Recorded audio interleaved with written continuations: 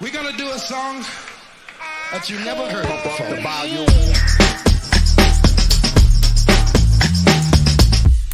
Here they come and get wicked.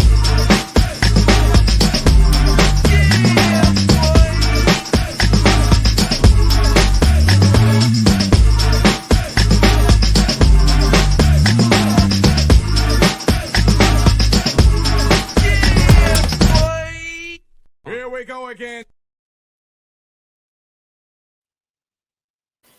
Ace Kennedy, my brother from another mother. What's going on, bro? Hey man, you know one thing that I thought about today. I read, bro, that you know how like when Biggie, no, let me take it back. When Pac died, right? Mm-hmm. And after Pac died, years after he died, there were like, 3-4 other Pac albums that came out because he was in the studio for that often. But when you put some context to that, right? Like he wasn't on death row for very long before he died. I think that I saw somewhere that said that he was only on death row for like less than a year when all of the everything came out. The height of Hit 'Em Up, California Love, all of that. He had only been with death row for 10 months before he had actually died, right? So even then, within that 10 months, for him to still have albums and libraries worth of content recorded, just vocals, right, was something. But then the flip side of that was that when Biggie died, right, Biggie, like almost like he was the kind of the opposite. It was like when he died, whatever was recorded was it. And I remember seeing Diddy saying like, nah, man, that Big was so good that he didn't have throwaway verses. He didn't have throwaway songs. Like everything was basically used. So fast forward though, man, I saw the other day, man, that that Pop Smoke, one of the producers or his main guy who he was with was like, nah, like that's it. There are no more Pop Smoke verses. And I know you and I aren't necessarily big Pop Smoke fans like that, but I don't want to claim to be one because this came up. Right. But I do think that it's interesting though, man, because you just never really know. Like if you're a fan of somebody though, bro, I think that it's more of the reason why you should really appreciate them because everybody ain't Tupac, right? Everybody don't got stashes of quality music in the stash like that though, bro. No, that makes sense, but I also can appreciate both sides of it. I mean, because we talk about it all the time, right? If we got to just do music all day, every day, how much more music we would have. Right. So, obviously Pop Smoke was just kind of really getting started in the mainstream media anyway. So I can understand why, I'm saying it's limited on the amount of vocals he might have produced. So yeah, it's almost like how when Biggie, I remember Diddy did a Biggie duets, right?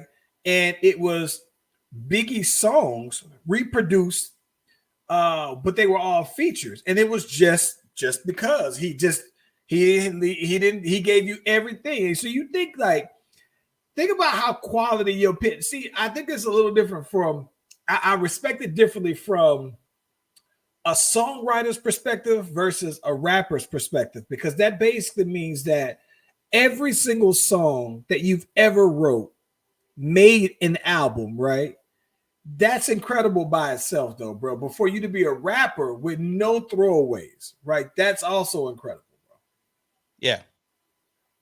Anywho, man, let's get that music going, bro. We got some things to talk about.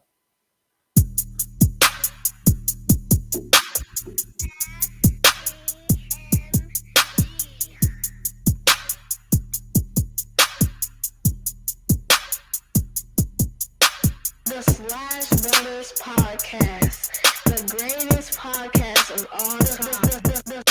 The Slash Brothers Podcast, the greatest podcast of all time. Yep.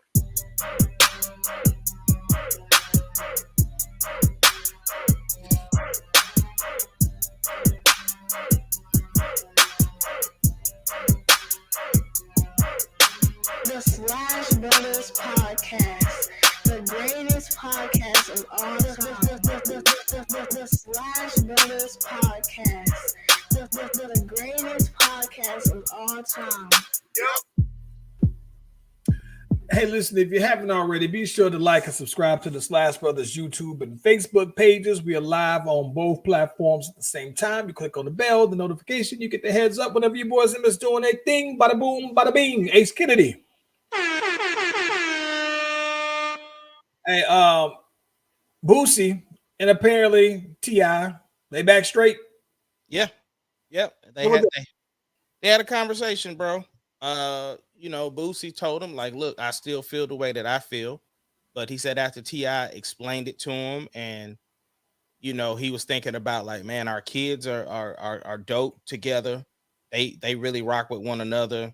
And after listening to his perspective, he said, I had to apologize. He said, two bosses talked, and T.I.'s been there for me through some situations that I really needed somebody to be down. So, with all that being said, like, I had to apologize to him. Pretty dope. I'm gonna be honest with you. I think that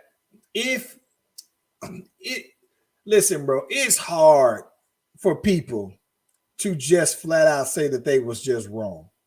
Like a lot of times, people will say, yeah, I was wrong, but you know what I'm saying? There's caveats. But my principle. He didn't say that he was wrong. That's the whole thing. He said, I still stand on my principles. That's what he said. So that's in essence the same thing. He didn't say.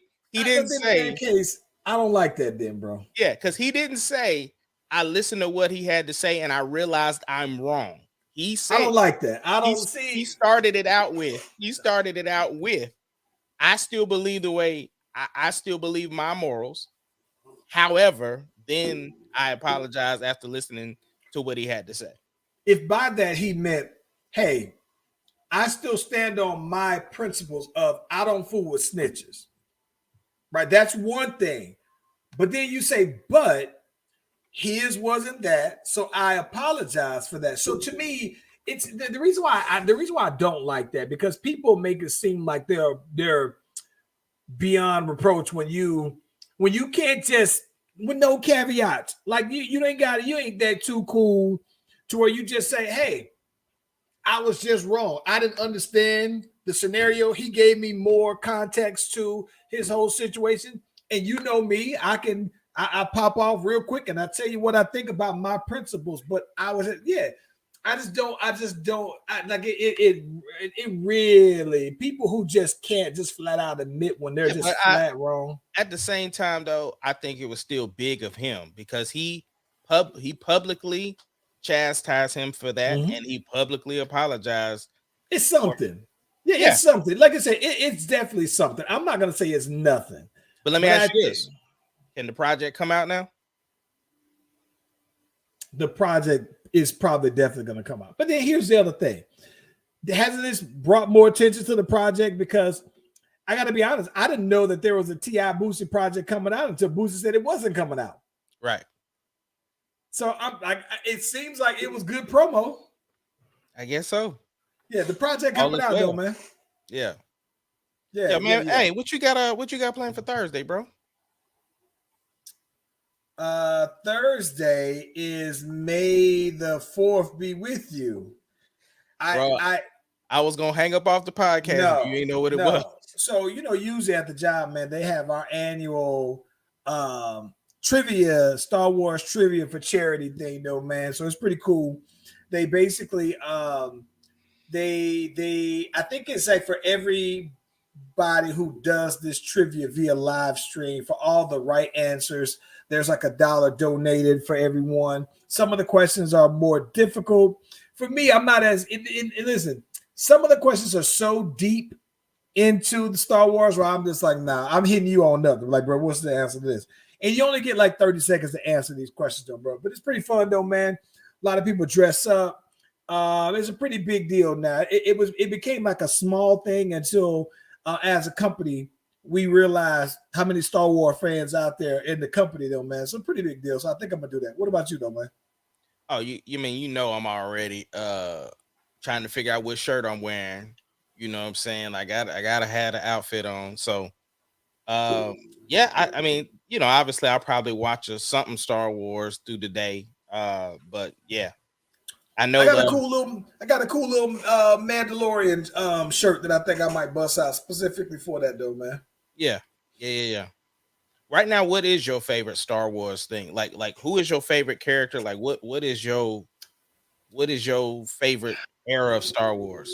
Okay, so I don't want to be a prisoner of the moment, but right now, Mando's high on my list. Okay. Now, the one thing that I do, as far as my favorite character, my favorite one has always been Obi-Wan Kenobi, just because I think the name Obi-Wan Kenobi is a I dope didn't know name. that Obi-Wan was your favorite. Yeah, Obi-Wan has always been my favorite. So because Obi-Wan has Obi-Wan has always been my favorite, followed by Han Solo.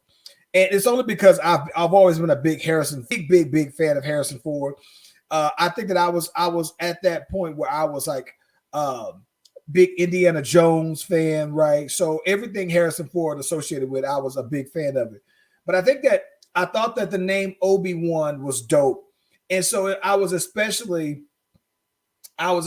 glad to see when the Obi-Wan origin kind of story happened and everything. Or not the additional, not the origin, but the additional story happened. I thought that was fire because I got to see two things that I had been dying to see. And we talked about it, but we got a glimpse into Vader being completely ruthless. I thought that was fire. I think that it was I think that when Obi-Wan fought Darth Maul, that was like probably one of the better fight scenes for me with Obi. But with him, I always want to see what does somebody look like with maximum power, bro? Like what is their max like? And I like that recent Obi-Wan did that for me though, bro. So it was fire though, man. So Obi-Wan is my guy though, man. Yeah. What about you, Vader? So the big, like for me, the people who I've always gravitated to, obviously Vader, Luke, obviously, Yoda has been always like my guy, and then of course now being introduced to Anakin, that's definitely one of my guys. Yeah. So if it would be hard for me. I guess Luke Skywalker would be the ultimate, like that's who my guy is. Yeah. If somebody was like, nah, you got to pick one. But yeah, definitely any one of those four at any given time could be the guy. Like I just respected Yoda because he was so powerful without the lightsaber. But then when you saw him with it and how cold he was, that it was just next level. So Yoda, that was my boy. So yeah, I thought. But I always thought that was dope when Biggie was like, hit you with the force like Obed. Look at it on Obed, homie. I thought I've always thought Obed was dope. And then did you know that Obi Trice, the rapper who was with Eminem, he's named from Obi-Wan Kenobi though, bro. So yeah. Okay. Yeah. I think Obi was definitely my guy though, bro. Now what era of Star Wars though? Like are you Oh no! I'm about to. When you get era, you gotta qualify the eras. I'm about to tell you. Okay, simple. There we go. Because when you said eras, I was already like, no. It's so simple. So simple. The OG era, which is the 4, 5, and 6, with like the, with Luke Skywalker, all of them. The new era, which is like Rey and Finn and all of them. And then the prequel era, which is Anakin, Obi-Wan, Darth Maul. So those are the three eras. I can't really say which era because I think that I have a favorite movie from all three of those. And I don't know the episodes, but I'll just tell me what's in the movie and I'll tell you what it is. Okay, so Darth Maul, I think that was Attack of the Clones. Nope, that was Phantom Menace. Phantom Menace. Episode 1. That's what Jar Jar. Yeah. Phantom Menace is definitely in my top 3, probably. Okay.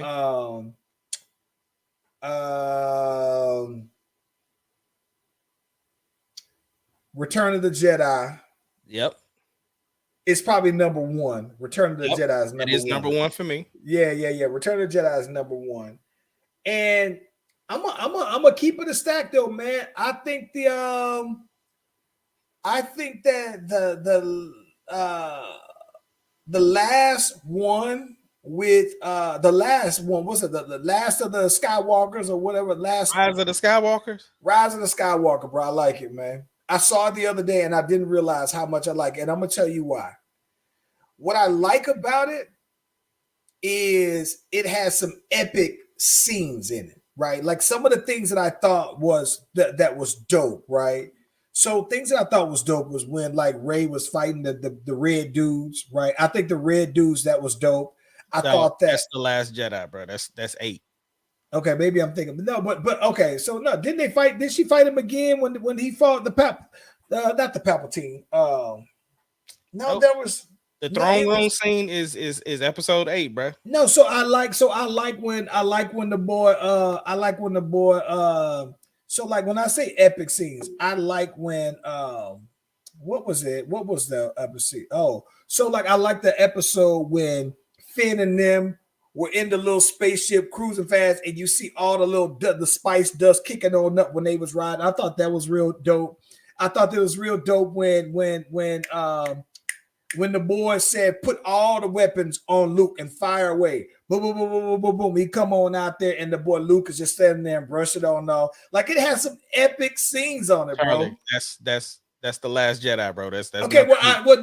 then the Last Jedi is the one that I mean. Then that's the one that got all the epic scenes, though. Like I'm talking about, Absolutely. the cinematic, the cinematic perspective and the fight. It just had like to me all of the wow factor scenes where somebody say, "Yo, this scene gonna be epic." It did it for me on every single one of those. Yeah, bro. that's also when the girl Holdo did the light speed through one of the cruisers and it got real quiet and you just saw it explode into space. Yeah. So that's the one I'm talking about, though. It was fire. Okay. Yeah, but I only don't agree with one of your movies, and that's the Phantom Menace, because I'm a Revenge of the Sith guy. I love if I would say Revenge of the Sith is probably That's my number 2, bro. 4 for me. Yeah. That's not that far. That's not that far. If that's number It's not 2 that for far, me, but yeah, number 2. But on any given day, it can't get over. I can Return of the don't get Jedi. me wrong. I can watch Revenge of the Sith all day long. Yes. Right. But I'm saying though, listen, and we talking about splitting hairs, right? We talking about splitting hairs from my 2 to 3 to 4 incremental differences, bro. We ain't talking about a big amount. Yeah, I mean, I know, but the fact that you just said Phantom Menace was one of your favorites, I just was like, oh, Listen, I only like the Phantom Menace because I like that. I like Darth Maul, one, because I think he's still one of the most dopest villains on there, look wise. But I also like, what I like, what I love. I love that scene where he had killed. It doesn't matter what your name is. I'm trying to figure out the name too, though, bro. That's the funny part about that. What was Qui-Gon? Qui-Gon Jinn. Yeah. Qui-Gon. Okay, so I like when he had killed Qui-Gon, and I like that when they couldn't, when Obi-Wan and Darth Maul are waiting to fight each other, and they couldn't because of the little beam thing or whatever. I thought that was just dope. How they was just basically sitting there waiting. It was epic though, bro. And I thought that's when Obi-Wan became Obi-Wan, right? Like that was that moment where he became that dude. So yeah. It's like you taking that step from being an apprentice to being that dude, though. That was the moment, though. Yeah. So, Yeah. bro, where are you at on Bel Air? Now, I stopped at Bel Air, and that's probably what I need to watch today. But I stopped at Bel Air when one of the dudes from the team had either quit, and he said, "Hey, that dude ain't who you think he is," and that's where I left off at. Okay. Now, I do think, what I do think is interesting though, bro.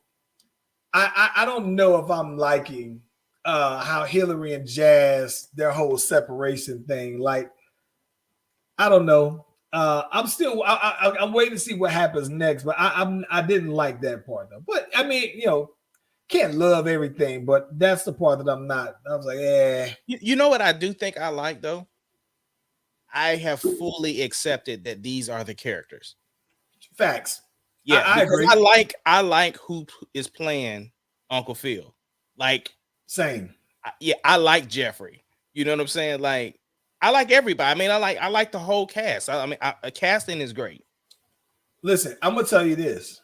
I saw Uncle Phil in another movie, and I had never seen him in a movie before. Me either. I saw Jeffrey in one other movie where he also has a similar accent.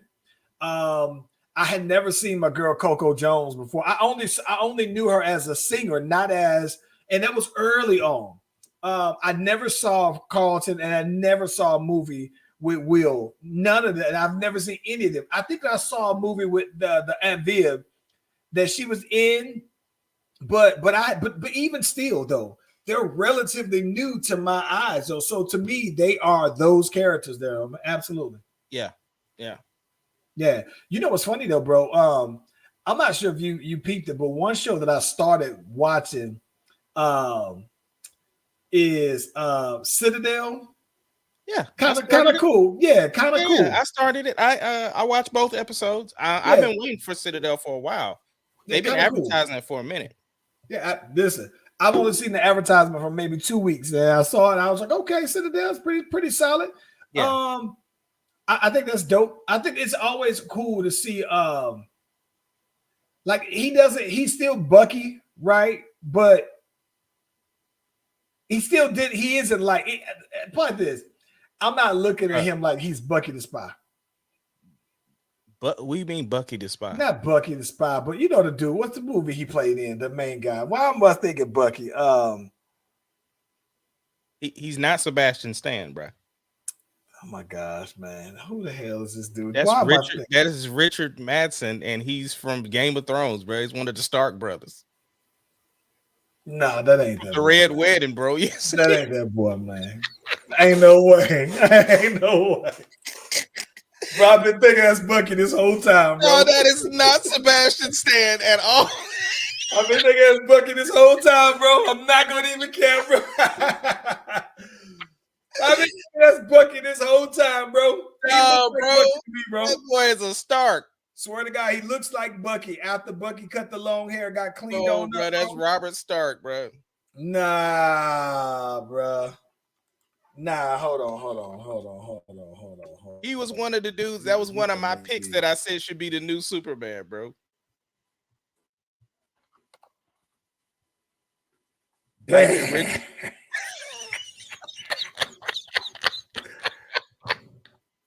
not him. No. Charles, Rob Stark. He doesn't look like. No way.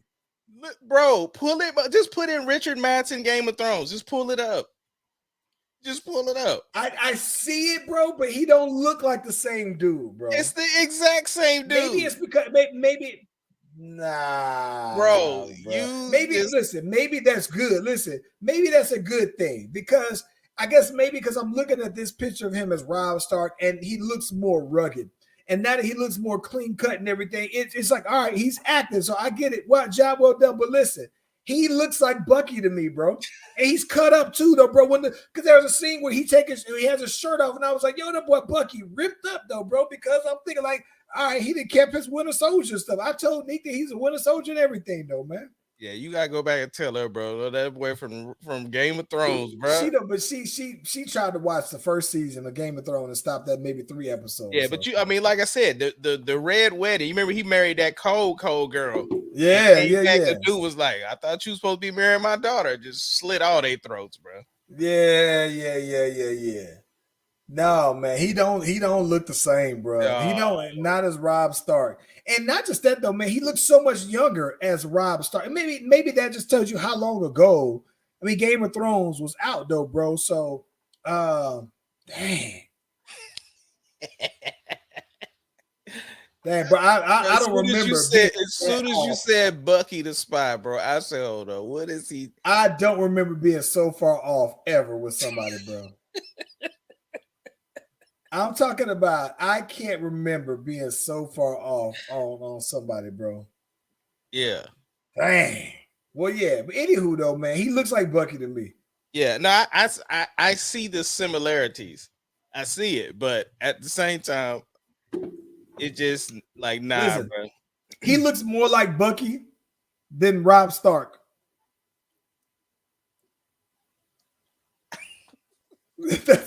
That's how I look at it. He looks more like Bucky than Rob Stark to me. No, did you see the prequel for the Hunger Games? The trailer. No, and I'm gonna be honest with you, man.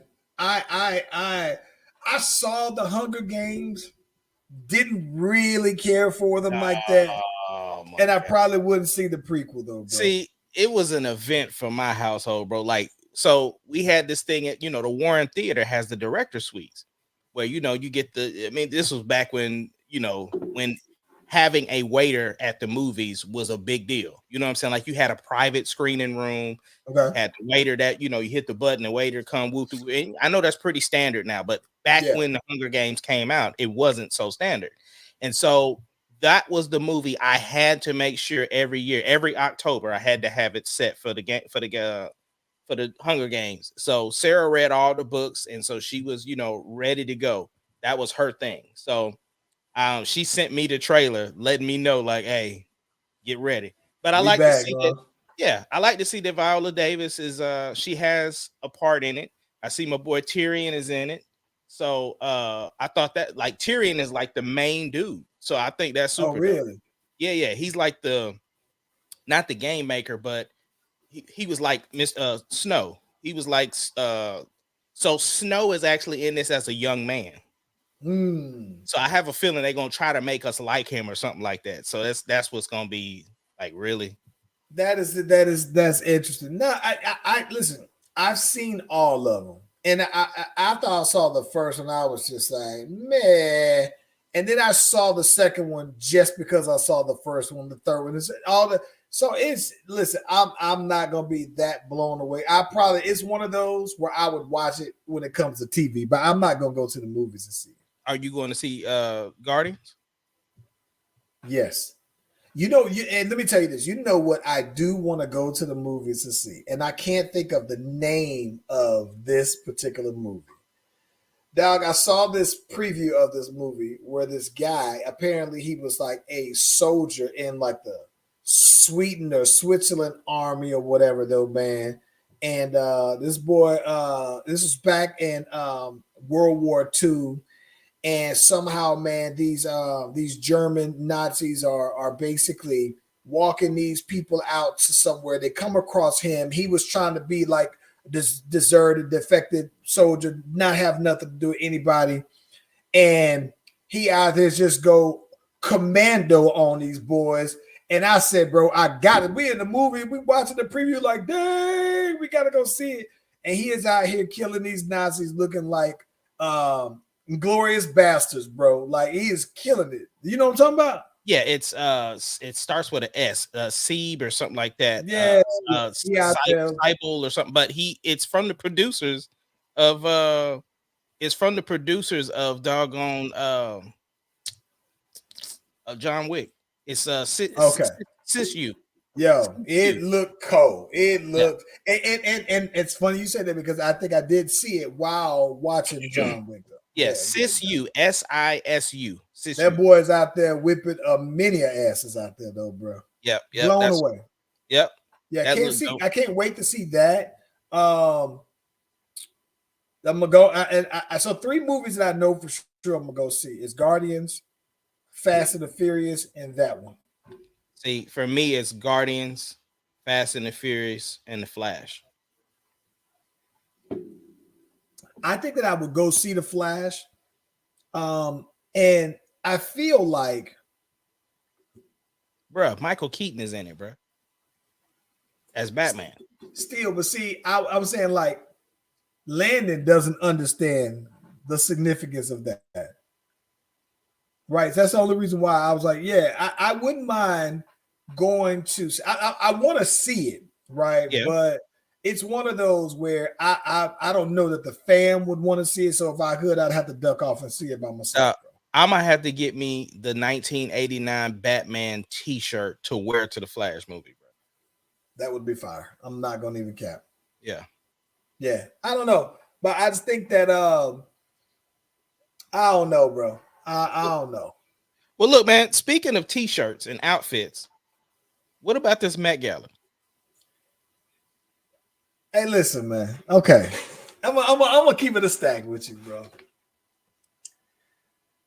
So the Met Gala, right? It's supposed to be the A list of A list, right? The A list of the A list, right? So I think that what's crazy about it is I never understood.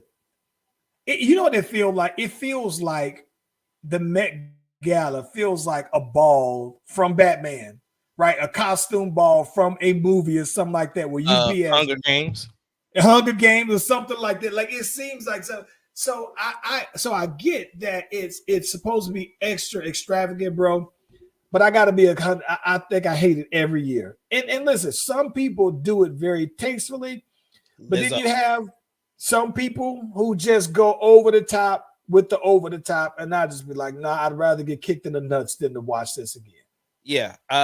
There was Doja Cat. I didn't see Doja Cat's outfit. Doja Cat is dressed like a whole cat. She has a whole cat suit on. And when they're interviewing her, she's purring and meowing in the interview. Like, it's like stuff like that. Like when you do that, it just makes me not even want to even listen to or be involved with the artistic piece of it. Like I don't got to see nobody else after that. Now, here's what I think that what I thought was hilarious, right? I thought it was hilarious that my girl, Tiana Taylor, who I absolutely love her. She said she didn't like the food that was there. So she didn't got some doggone Chick-fil-A delivered on up there, bro. Everybody was like, you really out here eating Chick-fil-A. She was like, I ain't fooling with this BS. Y'all out here food. I thought that was hilarious when I saw that, bro. No, Lizzo actually looked great, bro.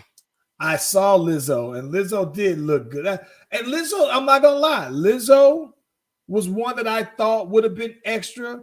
Lil Nas X, one that I would think would be extra. Jeremy Pope killed it. Who the hell is Jeremy Pope?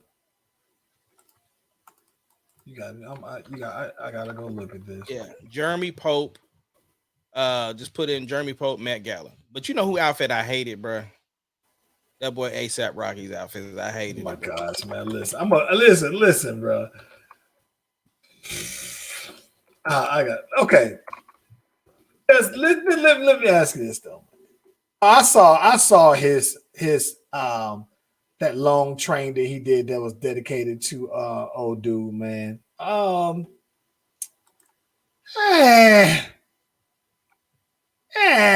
was alright though, man. Like, listen, who bro. you talking about? It's just alright. Jeremy Pope. I'm saying what I'm saying is the extraness, right? Like, so say once you get inside, he could take the cape off and then it's just a plain outfit. I'm saying, like, here's my thing, right? Some extra was just too extra. You know what I'm saying? Like, Lala went very, like, was it wedding or something? I don't know. Because it seemed like most of the women wore like these wedding dresses. You know what I'm saying? Yeah, I did. Now Taika Waititi's was dope. His was super rock star. But you know who outfit I hated and it hurt my heart that I hated it? Usher, bro. Usher looked like he was about to go kill somebody, bro. He looked like he was a hitman, bro. Hey, listen, man. Let me see something, man. His suit was so baggy on him, like it just like he missed the fitting or something. You know who I'm gonna keep it 1,000. Who I thought was hella extra, and just because I absolutely love her, I'm gonna let it slide. Is Janelle Monáe, bro, and she was out there with this dress on with that thing thinging out here, and I was just like, bruh. Now you gonna make me look. Oh my gosh, bro! If you see hers, man, she was out here. She was out here doing it, bro. Probably had the best of the extra looking costumes out there. Bro. Okay, yeah, she can slide with it. Yeah, but this is the thing. So here's one of the things that this is one of the things that just blows me away, right? because I understand this the Met Gala. What I don't quite understand. This is the thing I don't understand, and maybe this is just. I don't know if it's just in the name of fashion, artistic expression, and everything like that. I guess what I don't particularly like about high fashion is this emphasis on feminizing masculinity, right? So by that, I mean, like, the thing that I don't particularly get, right, is like I don't really get. It's the thing. Even people who you know that are just completely straight had some stuff on where you like, bro, you got a little zest on this costume, right? So Mandalorian, right? The boy Mando out here, you know what I'm saying, had a little zest on his. You brought up ASAP, right? He had his kilt on, and it had, you know, it just and I think that, like, Bad Bunny, the boy Bad Bunny out here had a little extra, and it's just, I guess that's the part that I don't quite, the part about high fashion that I don't, and you know, and then by the way, Lil Nas X was probably about as extra as you would think that he would be, though, bro. Hella extra. But I think that's the thing that I don't get about the fashion, is that trying to do this addition of femininity into masculinity to make it fashion. Like, that's the part that I don't particularly rock with some of the men out there. Like there are just splashes of zest on all of these on a lot of the men costumes out there, bro. Well, the only thing I noticed about Pedro Pascal, he had on some shorts, it looked like, right? Man, he can go on somewhere. Like here's my thing. Like, I like my boy Nick Jonas. He out there clean, real clean, right? Just black suit, black. He had black pants, skinny black tie, leather jacket, leather blazer, but clean. I mean, just I think the leather blazer was enough to be like, boom, I'm gonna go ahead and give y'all a little extra fashion pop. Boom, that's straight though, bro. I'm good with that. I think for me, he definitely has some Zac Efron in him on that outfit. Yeah, I'm cool with that though, man. I'm good with that. But I think that the biggest thing is that, you know, when I'm looking at the women, like my thing is this though, bro. Like, let the women be as extra as they need to be though, bro. I think it's for them to be extra like that. But when you out there being extra, competing with the women though, bro, it's like, come on, man, cut it out. Did you see Alton Mason? I don't know who Alton Mason is right off the top of my head. I just want you to see the outfit. You ain't got to comment on it. Just wanted you to see it. Man, listen. It's exactly. Listen, Boosie, Lil Boosie is somewhere mad, bro. Who is Alton Mason, bro? No idea. Listen, bro. Like, even Dwayne Wade and them, right? Even this is the thing about it. Dwayne Wade's costume had like a little pinch of zest in it, though, bro. I don't get it. And listen, it had, maybe it's just me not understanding the significance of that aspect, the theme, but it just seems like if they got a little chance, they're gonna put that on in there, though, bro. So I don't know, man. Right. That part definitely isn't for me. But listen, let me ask you this though, bro. This is the thing, because you brought up ASAP. And so this is what's funny though, bro. ASAP, it's weird, bro, because I think that ASAP gets a lot of grief and a lot of flack just for being with Rihanna. Like, some people still look at him like he has no business being with Rihanna. And so I saw like a lot of people commenting on posts with his picture and Rihanna, and they're just like, I just can't believe that this dude wearing this bagged Rihanna though, bro. It's crazy though, man. And got 2 kids where like is that some pressure, bro? Like, how would he hasn't cracked under the pressure. If anything, he got 2 kids out of her, so he's excelling through the pressure though, bro. So there's no pressure though. Why is it pressure? Because people are speaking, bro. That ain't pressure. Like, it's just pressure to speaking. Be Mr. 50. It's not pressure, because the thing is, at the end of the day, he the one that's got Rihanna, so it's no pressure. Like, he has the prize. Like, I don't care. That's the thing, bro. Like, society be so strung up on like what everybody's saying about stuff. And I just think like to me, he's living that, right? Of stuff that people are talking about. So there was no pressure. Like, I think the difference, right? Which one do you think was more pressure? Kim staying with Kanye or him staying with Rihanna? What do you mean him staying with Rihanna? Huh? What do you mean him staying with Rihanna? What I'm saying is, what do you think is more which relationship is more pressure? Kim and Kanye or him and Rihanna?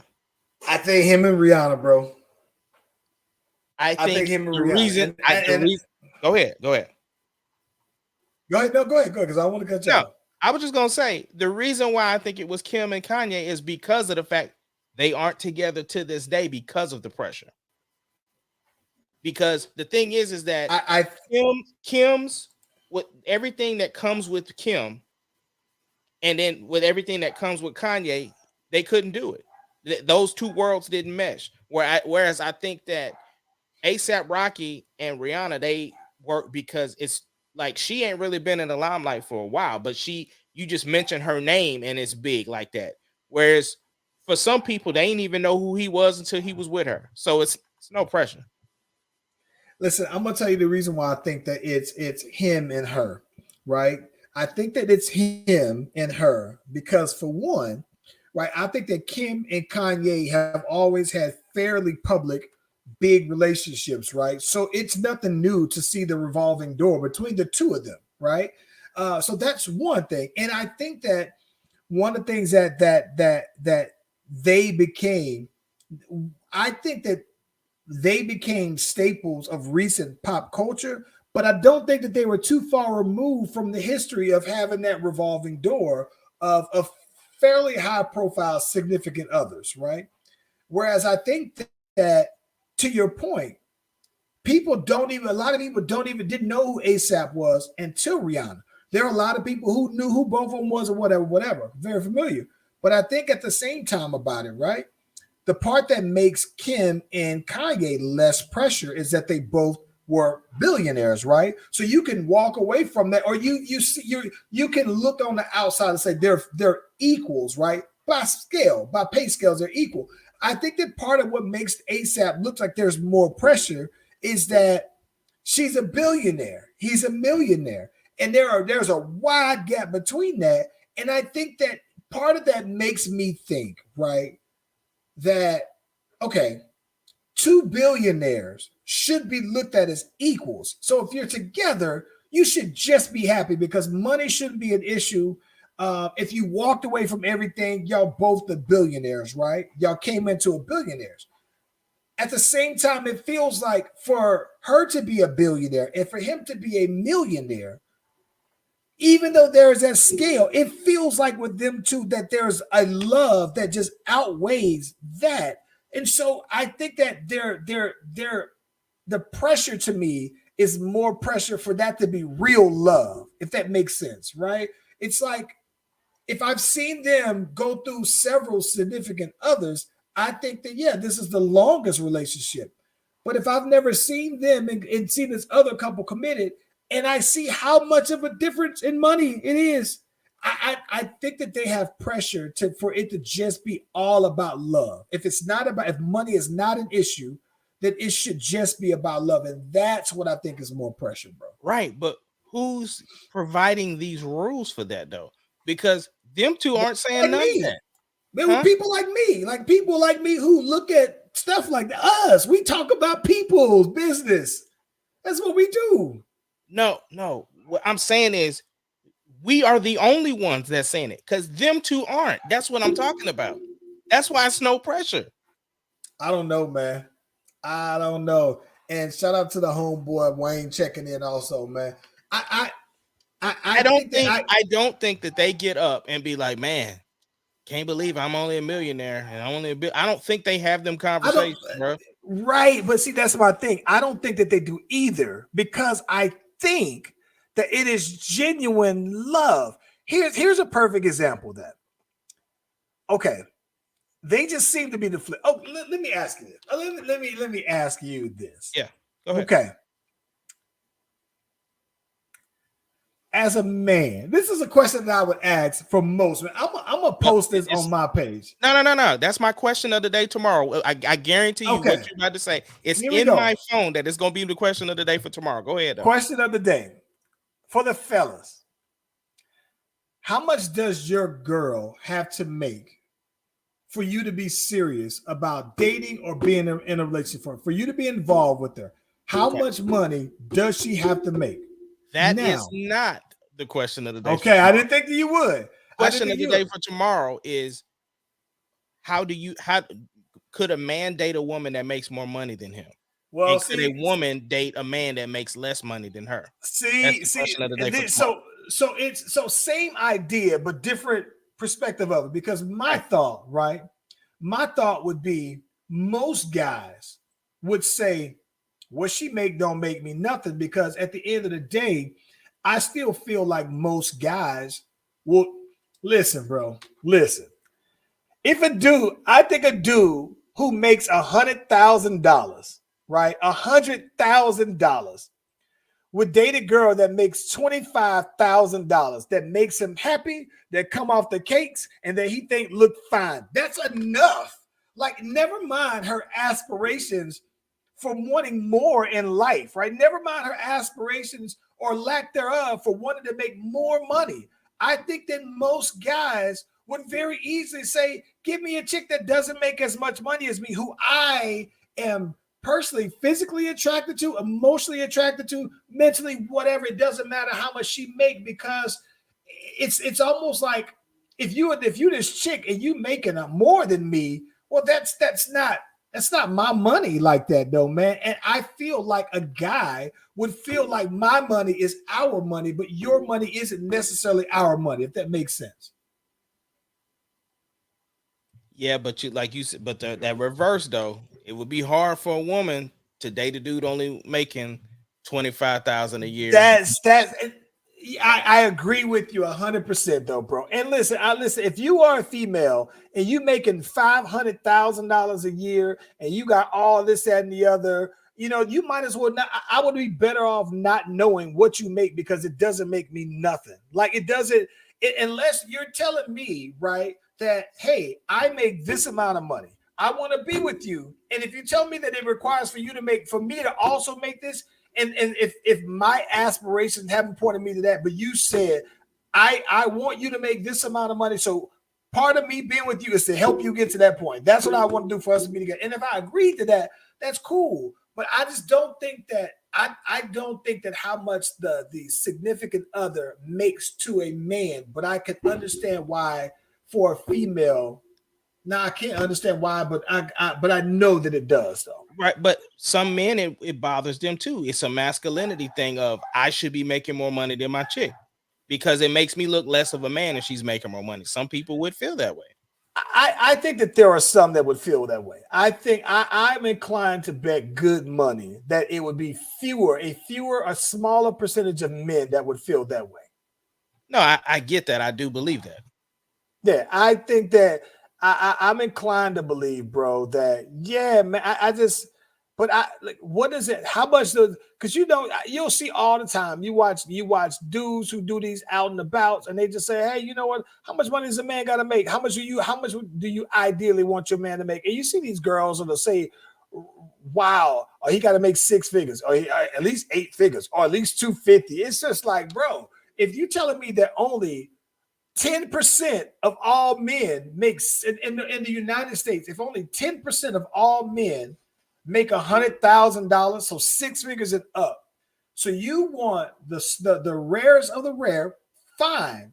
But then does the rarest of the rare, do those guys want you and what you have to offer? Like, what you're offering for a guy who makes $100,000, is it worth him balking at that offer though, bro? It's a lot. I mean, it's a lot that goes into relationships, and I guess, like you said, it depends on what you're in that relationship for. Because I feel like a dude could date a chick that looked fine and not worry about finances if he's not looking for it to be serious, right? But but like you said, when it becomes to that point of, all right, now I'm going to looking for a serious relationship, and what's enough? You know what I'm saying? And then how is money looked at? Like, is it, I make this money, so that's what it is for me. Like, it's so many things that go into it, bro. Listen, this is my thing. Here's a perfect example of that, right? So if you let's just say hypothetically, you right at 42 years old, you say 42 old, you single, right? I'm having a party. You bring this girl over to this party, and you say, "Hey, Charlie, I want you to meet Chandra." I'm making up a name. Yeah, okay, that's all cool, man. Like, yo, I'm looking at you, I give you the look, bro. Chandra, a hot one, bro. You scoop you one, right? And in the conversation of me, you telling me about Chandra, I'm like, yeah, what you do? Fine, Chandra, like you a hot one. What you do? She said, oh yeah, I'm the intercom girl at the McDonald's on 21st Street. You know what I'm saying? I do that. That's I just got that job on over there, right? I'm not gonna sit there I'm not gonna be like, damn, ma, like what is you doing with her? Like, you know what I'm saying? I think I would know exactly what, you know what I'm saying? But at the same time, shout out to the drive-thru girls. Shout out to the drive-thru girls, right? But at the same time, I would also be thinking like, yo, he got to be happy with her though, man. Like that's the number one thing. Like, yeah. If this man got 2 albums out on all streaming platforms, right? Getting good money out here in these streets and getting these good FTMG checks, and his girl works at the drive-thru at McDonald's, then I'm gonna think, if you absolutely like it though, bro, I absolutely love it though, man. Listen, sometimes money is not as important as peace of mind. I can tell you that. I don't think that people know that, right? Right. I just don't know that people live by that like that, man. Because then society puts the pressure on you that the money though. You know what I'm saying?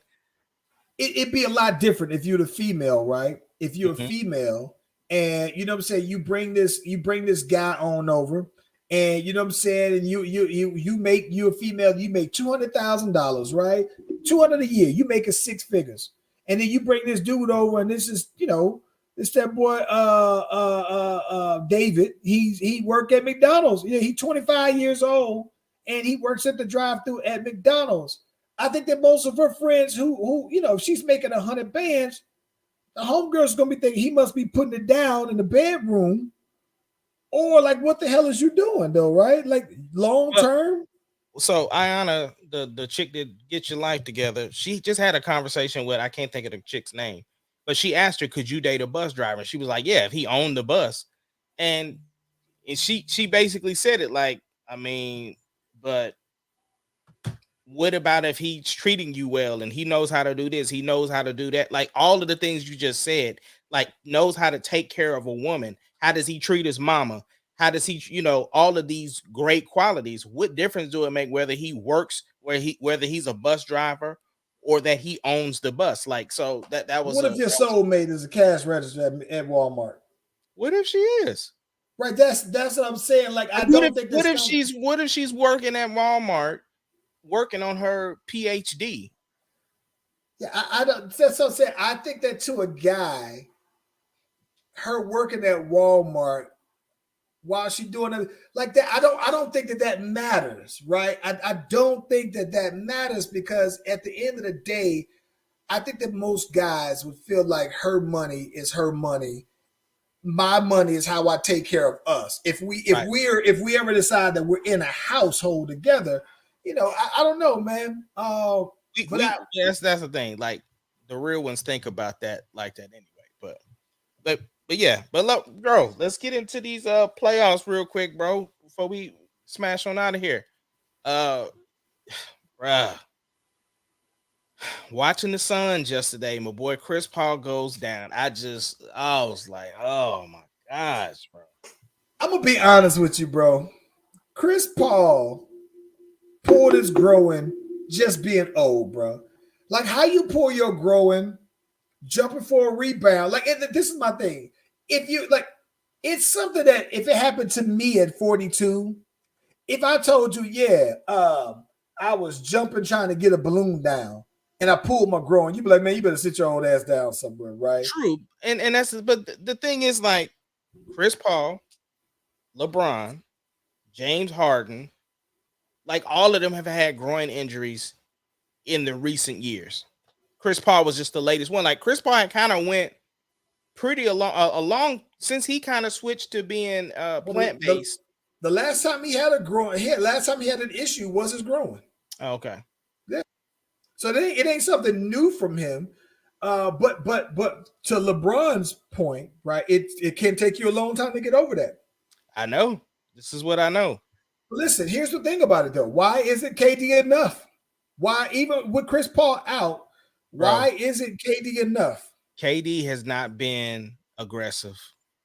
Like he is waiting for Book to take over. Like how you be talking about people like when he went to Golden State, right?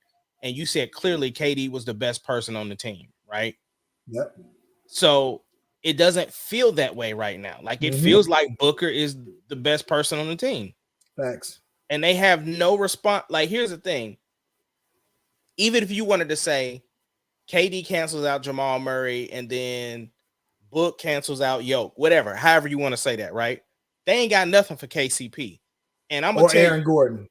No, but bro, where is Ayton at? He's so soft. Oh my God, listen. Listen. I'm gonna be honest with you, bro. Ayton, I probably would hate the bad parts about Ayton as much as I hate the bad parts about AD if AD just wasn't significantly better. Because listen, I'll watch Ayton play and I'll be like, bro, you look like a backup player. Like you look like a guy who doesn't want to mess it up. You don't want the reason why y'all fail to be your fault, so you don't try to be as involved. And you take what they give you. People get upset with AD because we know the player he can be from what we've seen from him. Like when he out there and wants to be dominant, he can be. It's just that when he, like if you blow in his ear or something, he gonna fall over and be hurting out for 8 weeks. Like that's what people get mad. It's like, bro, you could be almost Shaq dominant, but you just don't have that motor. Like LeBron brought you there to be the guy to take over the Lakers, and he's still the guy. Listen, I think that AD, listen, I'm gonna be honest with you. When LeBron is long gone, the Lakers are gonna have to get rid of AD because he ain't the pass the torch to you guy. That's why I think it's interesting that they talked about could the Lakers potentially sign Kyrie, which I don't think will happen. But you think about it, LeBron is he got one more year on his deal. He wants to play with Bronny. That doesn't necessarily mean he's gonna play with them at the Lakers. So I just wonder, like, what kind of team do you trust the Lakers to be with AD as the true number one with no LeBron? I'll tell you exactly what it'll look like. He's going to look like the Pelicans. It's going to be the Lakers will be the New Orleans Pelicans with Anthony Davis all over again, unless somehow you paired AD up with another guy where AD is the number 2 guy. But AD reminds me of when Paul George said, hey, I just came to realize and be honest with myself that I can't win a championship on a team if I'm the number 1 guy. Well, AD to me is the same, except that he's just not saying it. Because there's no way you can tell me that you trust AD without LeBron and just the cast they got now. And let's say you put anybody else out there besides KD, right? If you put anybody else on that team besides KD with AD and no LeBron, I don't trust them to get past the first round of the playoffs. Like I just don't, because I just don't think that he got that to say, put it on me. Y'all follow my lead or whatever. But the KD thing though, I think that what's crazy to me is this. I think that Devin Booker is taking advantage of the fact that KD's there because he doesn't have to worry about getting the double team, right? He is going to go one-on-one. And in the end, I think that offensive players have the advantage over defensive players because of the rules. And I think that Devin Booker. Now, here's the one thing I think that you probably don't realize. And I was surprised when I paid attention to this. Devin Booker can't play defense, bro. Like I'm watching Jamal Murray, and there are some shots that Jamal Murray may miss, but he's able to get by Devin Booker anytime he wants to. And so I think that what's also happening, though, bro, is that you're seeing Devin Booker go off, but it looks so shiny because it looks nice. But he has given up a bunch of points, though, bro. He is nowhere near the defender when it counts, though, bro. Oh no. That's why Russell Westbrook was abusing him. Oh yeah, he listen, bro. He gets beat a lot. And listen, if he was in LA with that same spotlight like Russ, it would be magnified on him. Like he would be getting fried by the spotlight because I didn't realize how bad of a defender he was until I saw Russ cooking him still. But when I saw Jamal Murray also putting the things on him, I was just like, bruh. And I'm watching it, and it's a guard you for a second and then let you by, try to reach for him behind, go for a steal or whatever. But I think Jamal Murray is going to have a game where he's going to go for 40 on Devin Booker. And Devin Booker might have another game where he's going 40, but he's going to give up 25 points to give up to score 40 points, bro. Yeah. Hey, next question, bro. What is Dillon Brooks going to do, bro? Hey, listen, the best thing that came out of that whole thing is when LeBron said the E40 and Mystical line said, if you ever see me in the forest fighting a grizzly bear, help the bear. I think that was cold. But I'm going to keep it 1,000 with you, bro. I'm going to keep it 100 times 10. I think that Dillon Brooks is getting done wrong, bro. I think he's getting done wrong. Yeah, I think he's getting done wrong. Listen, I don't know that done wrong. Like here, okay. I'm taking the attitude part of like the villain part. Take that away. Sure. Production wise, he's not producing. Okay. I get that, right? And I don't think that's wrong, right? But here's why I think that Dillon Brooks is getting done wrong, right? I think that what's so Dillon Brooks was never like known as this offensive guru or whatever, right? But at the same time, though, right? Dillon Brooks came into the league 2017, and ever since he's been drafted, since his rookie year, he's been a starter at Memphis, right? So my thing is that you knew what Dillon Brooks was from day one. Right. Mm-hmm. So the thing I think that's crazy to me is that even though this season, when people talk about Dillon Brooks can't shoot, see, my thing is this. I don't think that when you say somebody can't shoot, just because somebody can't shoot threes just doesn't necessarily mean that they're not a shooter. That just means that they're just not a three-point shooter, right? But Dillon Brooks has averaged 11 points his rookie year, 7 points, and then he's averaged 16, 17, 18. And now I think that this past season, he had only played in 32 games, so he averaged 18 then. But this season, he played in 73 games and averaged 14 points a game. And so my thing is that, listen, it's not like when you say, oh, he can't play, he can't shoot, he can score, but that doesn't necessarily mean he's not a three-point shooter. But at the same time, though, man, like I say that to say that Dillon Brooks, the Memphis Grizzlies' identity is because of Dillon Brooks. He's been there before Ja. He's been there in the Grindhouse era. So I think that my thing is that if you're saying you're going to get rid of Dillon Brooks, you knew what he was this whole time, and it was all good when he was your identity for the team. So you're telling me that you're going to get away from this current identity, and this current identity is what makes people scared of y'all, if there's any fear. So I don't know, man. I think he's getting done wrong, bro. But is it working though? The identity. Well, listen. So I say this. So it's when you think about it, is it working? So Ja Morant hand hurt was never quite the same since then, though, right? And then last year, I think that if I'm not mistaken, didn't Ja Morant also get hurt or something like that or whatever? He didn't play the whole season last year. But I guess what I'm saying is that when you're fully tooled up and everybody is 100%.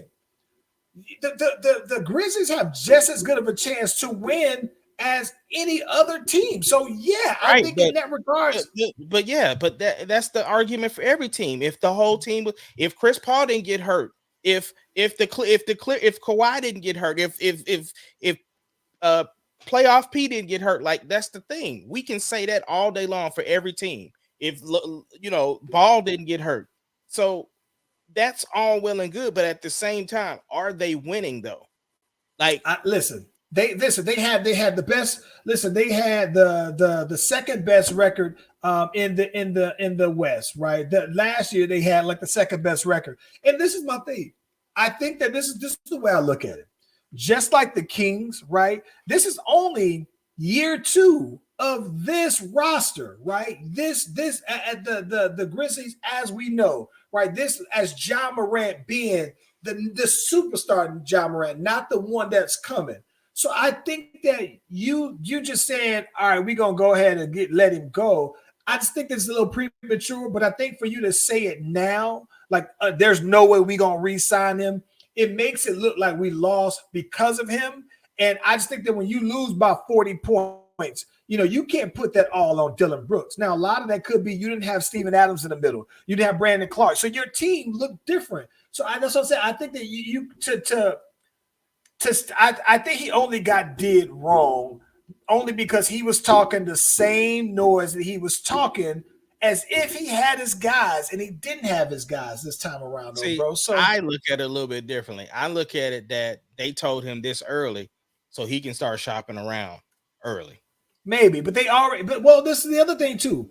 The crazy part about it is they had already offered him several extensions, different variations of extensions. So people make it seem like, oh yeah, they ain't no way. Like this happened, and now it's like, no, he declined their extension because I think that the rumor was that he wanted to make 25 a year, right? For some, there's a couple of players who I thought would that 25 a year was like their number. But I think at the end of the day, there are guys in the NBA who average way fewer points than Dillon Brooks averages, who's making 20 to 25 a year. So I think that it's realistic though, man. And I think that he turned them down. So it's almost like to me a girl saying that they're going to break up with you after you already basically turned her down. It's like, all right, well, it's cool for you to say that, but I already told you no.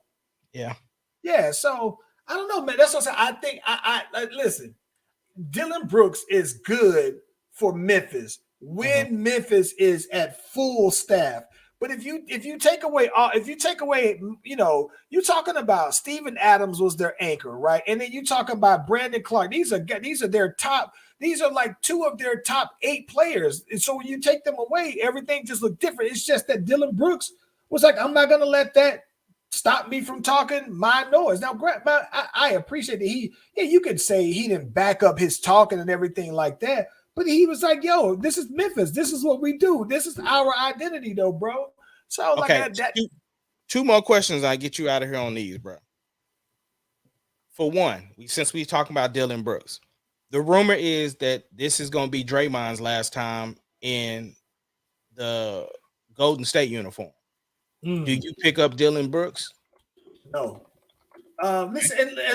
Dillon Brooks seems to me to be the kind of guy that wouldn't even go and play with Golden State just because he lost to them, right? But here's the thing. I think that what's crazy about it is that what I think is crazy is that Draymond, I think that they're working on extending Draymond out. He got a player option that's coming on up that I think that he'll take because it's just like Russ. It's a lump, right? Lump sum of money. But I think that they are working on some kind of extension for him, though, bro. But I'm gonna be honest with you, though, bro. I know that we was talking about Russ going to. You thought it'd be a good look for Russ to go to Miami. I think that Dillon Brooks to Miami would be a good look, bro. If you let go Thickums, right? Dillon Brooks is gonna guard. He's gonna guard your other perimeter player, regardless of how good of a job you think. At least you don't got Jimmy Butler guarding your best perimeter player anymore. I think if you pick up Dillon Brooks and you get another scorer, I think it makes sense though, bro. Like people make it seem like Dillon Brooks is gonna be out of the league though, man. And there are a bunch of players. No, I ain't Campaign is back in the league, bro, and Campaign I've never been a fan of how he plays. He'll have some moments, but I'm just sitting here thinking, like, bro, like if you're a team, I think that if you're one of those teams that are on the edge of stepping on up, like a Miami, right? I think that the Mavericks can guard a toddler. I think that the Kings definitely showed that, you know what I'm saying, they need to have more perimeter defense because right now, Davion Mitchell was like their best one. The Timberwolves, right? After old boy punched the wall and broke his hand, nobody can guard. And Ant-Man was doing his thing. But hey, man, like, come on, bro. I'm not gonna say I'm a fan of Dylan Brooks, but I'm not gonna say I don't hate him either, though, bro. I don't feel either way about it. I don't think he's gonna be out of the league. I just wanted to know what you thought about that particular situation. But the last question, I don't think that Draymond going nowhere though. To answer that part, Draymond ain't. I don't think he leaving. People trying to put him to the Lakers so bad, but I don't think that he going nowhere, bro. So the last question is this: who you got in this Lakers Golden State series, and who you got tonight? Like putting that pressure on it. Who winning the series and who winning tonight? What you got? All right. Is the game tonight at Golden State or is it LA? Yeah, it's at Golden State. If it's at Golden State, I'm gonna go with the Warriors. I'll tell you that I don't know who's gonna win, but whoever wins game 3 is gonna win the whole thing. Okay. Well, I'm saying off the jump, off the cuff, from before any tip off is made, Golden State is winning tonight. And Golden State is winning it off. Oh, listen, I was gonna say if Golden State, if Golden State, listen here, bro. Listen here. I would love to see. I'm not a Warriors fan.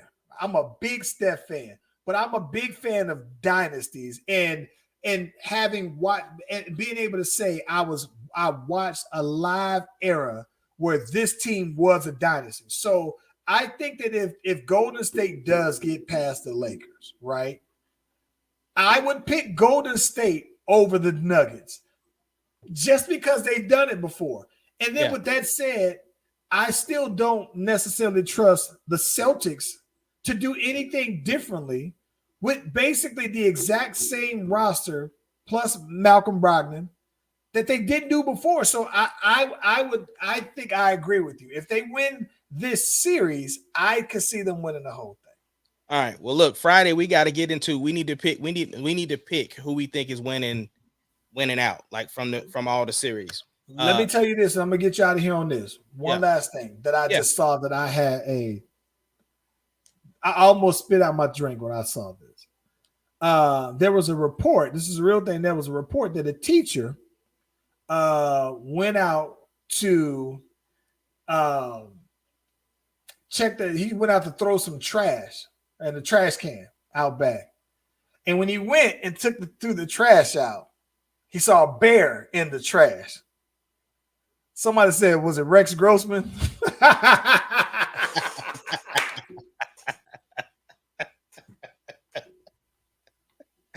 I saw that. I almost spit my coffee. I think it was Pardon the Russian when he said that. He said, Wilborn, no, he said, hey, Tony, a teacher went out to take his trash out, and a bear was in his trash can. He said, I'm Tony Kornheiser. What was it? Rex Grossman? And I fell out laughing when I saw it. Anyway, man. Yeah, because you know that I helped get him fired. But anyway, speaking of the Bears, though, tell me we got OU's old boy from OU, Justin Broyles. Also, went to John Marshall High School here in Oklahoma City. Okay. Yeah. So we got Roshan and we got Justin Broyles. So that's a good look, bro. Okay. But look, let's get on out of here, man. All right, man. Let's do it.